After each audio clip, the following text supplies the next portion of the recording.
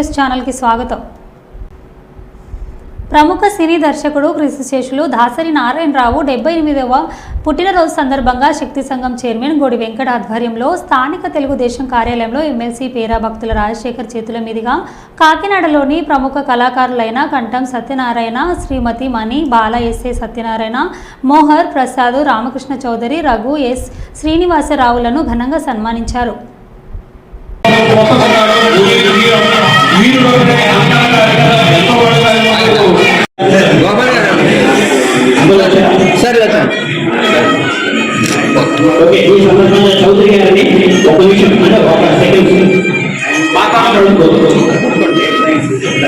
నమస్తే అండి.